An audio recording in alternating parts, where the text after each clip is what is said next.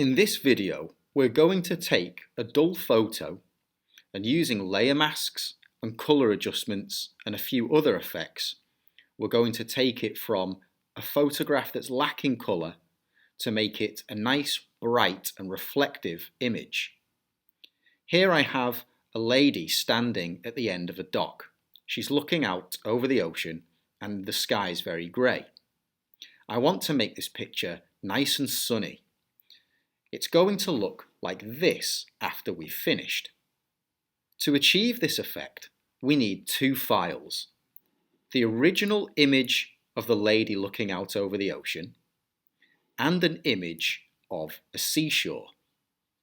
First, we're going to take the sky from this image and add it to our image of the lady looking over the ocean. To do this, click on the rectangular marquee tool.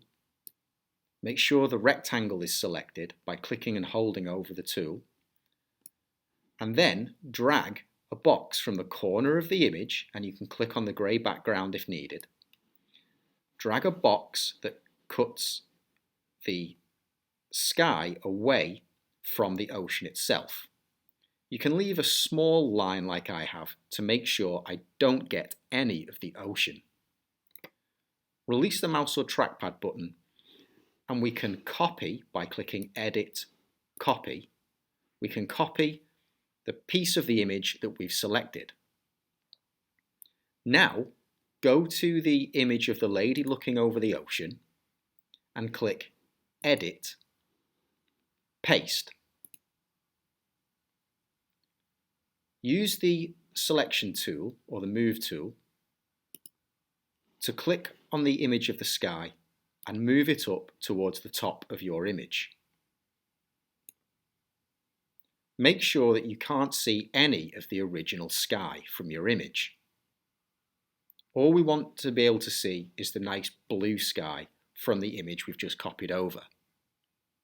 Now right-click on Layer 1 and then from the menu click Convert to Smart Object. Converting the sky to a smart object will allow us to add filters and other effects without affecting the original quality of the image. Click to convert the sky to a smart object. Now we're going to make a copy of the sky.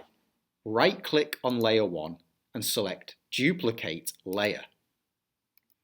Leave the name as Layer 1 Copy and click OK. You can now see we have two copies of the sky layer, Layer 1 and Layer 1 Copy.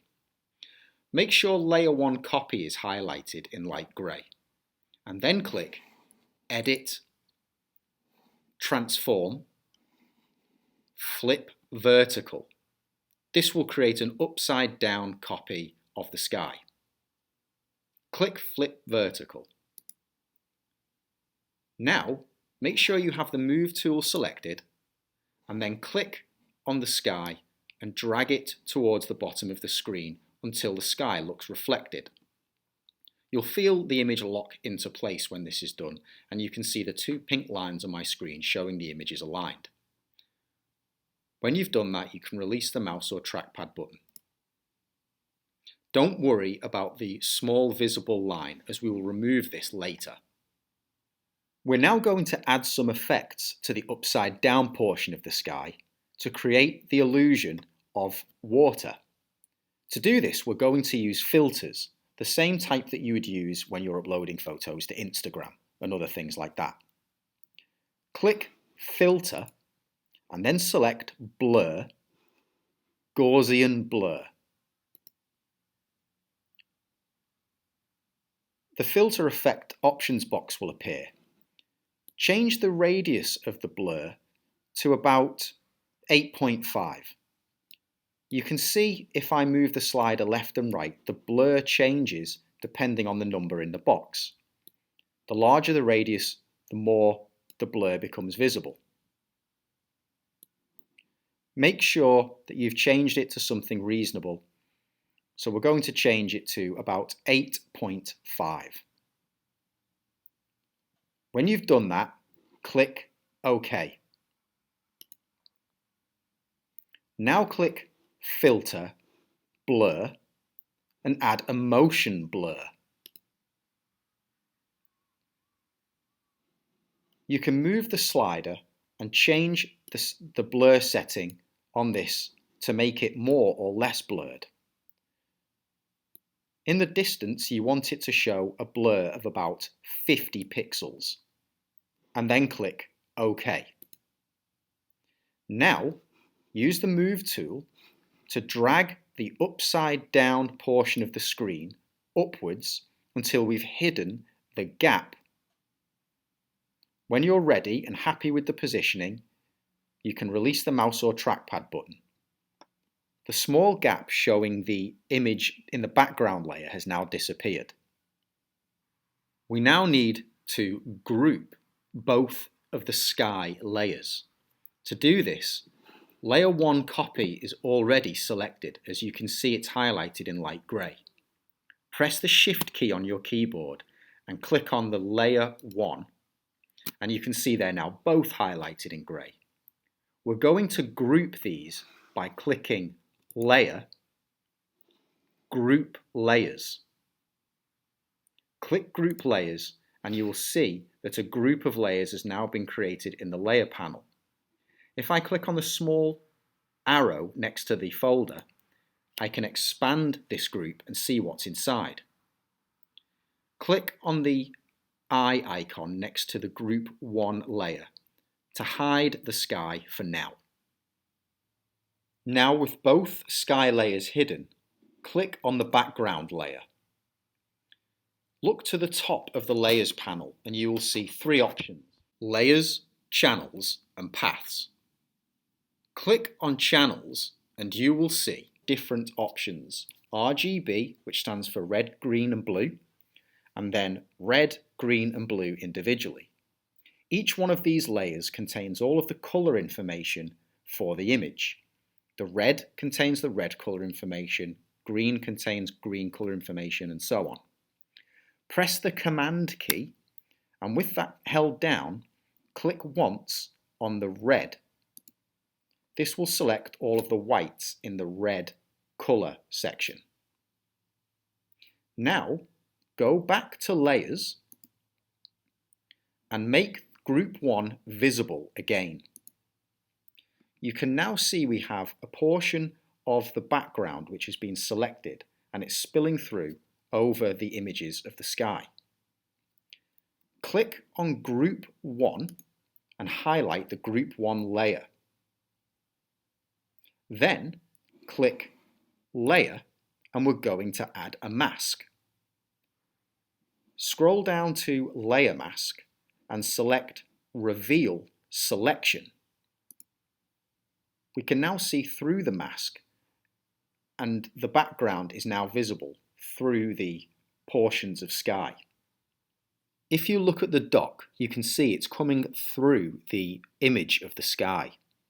We're going to use the brush tool so that the mask over the sky layer hides the sky so we can only see the dock. To do that, select the brush tool from the left-hand side menu bar and make sure that the brush colour is set to black.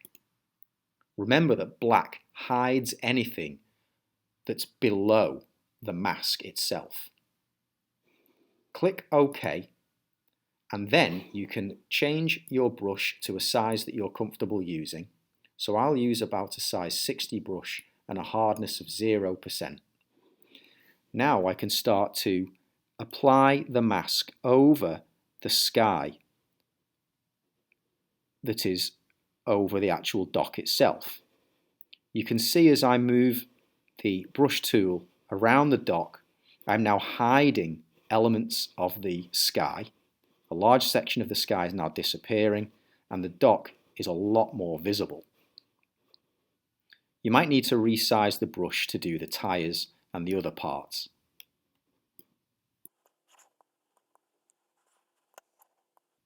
Now the dock looks a lot more clear. We're now going to finish off the project by making the colours a little brighter and more vibrant. To do this, make sure that the Group 1 layer is selected. If you've clicked on something and it's not selected, just click back on the Group 1 layer. Make sure that you can see little white outlines around the mask itself in the layer. Then click Image, Adjustments, and then click on Curves. The Curves tool in Photoshop is a very powerful tool. It allows us to adjust the brightness, the darkness, the tone, and the contrast of colours. You can move the Curves tool around the window to get a better view of your image. Just move it to wherever is useful for you. We can then move the sliders at the bottom of the histogram by moving them left and right, and you can see the line across the histogram moves. If I move the one to the right and move it inwards, you can see that the image darkens slightly.